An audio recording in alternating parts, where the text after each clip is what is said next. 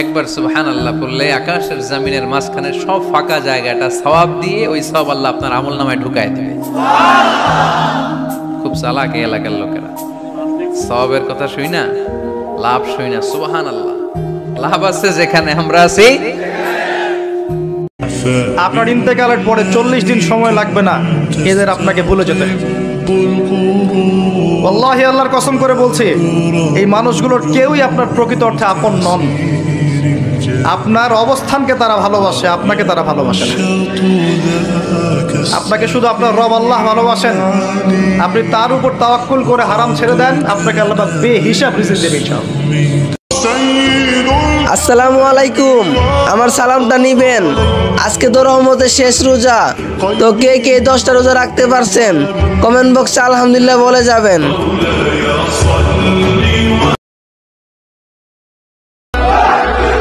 8 বছরের শিশু কন্যা নাম তার আসিয়া। পবিত্র রমজানের কারণে স্কুল ছুটিতে গেছে বোনের বাড়িতে বেড়াইতে। সে কি জানতো সেখানে তার জন্য কয়েকটা শয়তানের বাচ্চারা অপেক্ষা করতেছে। বড় ভাই সমতুল্য দুলো ভাই, বাপ সমতুল্য বোনের শ্বশুর, তাদের কাছে এই মেয়েটা ধর্ষণের শিকার হলো। একজন বাবার কাছে একজন মেয়ে, একজন ভাইয়ের কাছে একজন বোন। যদি তাদের নিরাপত্তা না থাকে তাহলে আমাদের দেশের শিশু মেয়েরা আর কোথায় গিয়ে দাঁড়াবে? যারা এই নিকৃষ্ট জঘন্য কাজ করলো তাদেরকে কি আপনারা থানায় দিয়েছেন? থানায় দিয়ে তাদেরকে কি করবেন? তারা বড়জোর 2 মাস 6 মাস জামিনে বের হয়ে এসে আবার ওই সরজমিনে ঘুরবে।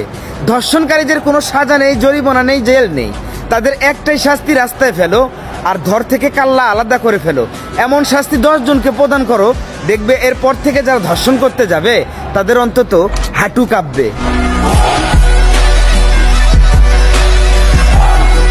আল্লাহ তুমি আমার গুনাহগার উম্মতকে বাঁচাও। এই দুনিয়ার বুকে রব্বুল আলামিন সব নবীকে একটা করে দাওয়া মুস্তাজাবা দিয়েছেন, মানে যে দোয়া করলে কবুল হয়ে যায় সাথে সাথেই। দুনিয়ার সব নবীরা ওই দোয়াটা দুনিয়ায় করে ফেলেছে।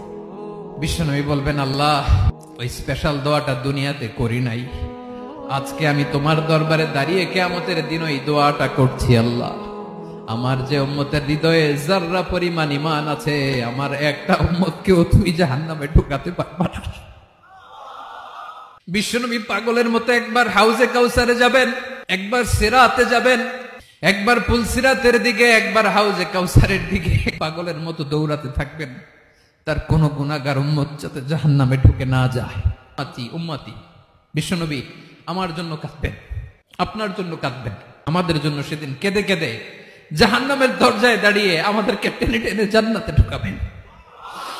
আল্লাহ বলেন, হায় নাফরমান, মৃত্যুর সময় তোমার রূহটা কণ্ঠনালীতে চলে আসবে। ওয়াকিলা মান রাক, আত্মীয় স্বজন বলবে, হায় তাকে এখন ঝাড় দিবে কে, ফুক দিবে কে? ডাকো ওজা, ডাকো বৈদ্য, ডাকো কবিরাজ, ডাকো ডাক্তার, ডাকো। ওয়াযান্না আন্নাহুল ফিরাক, আল্লাহ বলে কিন্তু সে বুঝে ফেলবে আজ তাকে সত্যি সত্যি দুনিয়া থেকে চলেই যেতে হবে।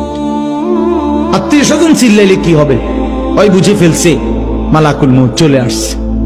অলতাফাতিস সাকু বিসাক, আল্লাহ বলেন ভয়ে আর আতঙ্কে লোকটা 2টা পাও, গোড়ালি, পায়ের গোসা, পায়ের গোড়ালি একটা একটার সাথে এইভাবে লাগায় রাখবে।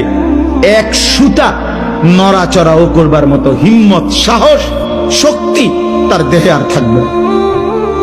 ইলা রব্বিকা ইয়াউমা ইদিনিল মাসাক, এই অবস্থাতেই নাফরমান আমি আল্লাহর কাছে ফিরতে হবে। গভীর রাতে আইসো বান্দা, চোখের এক ফোঁটা পানি দিও আমারে, আমি পুরা ধুয়ে মুছে সাফ করে দেব। এক ফোঁটা পানি দিয়ে 90 বছর মাফ করে দেব। সাগর পানি লাগবে না, মোটরের পানি লাগবে না, এক ফোঁটা চোখের পানি, অনুতপ্ত লজ্জিত হয়ে এক ফোঁটা পানি দিও আমারে, আমি এক ফোঁটা পানি দিয়ে জিন্দেগির গুনাহ সাফ করে দেব।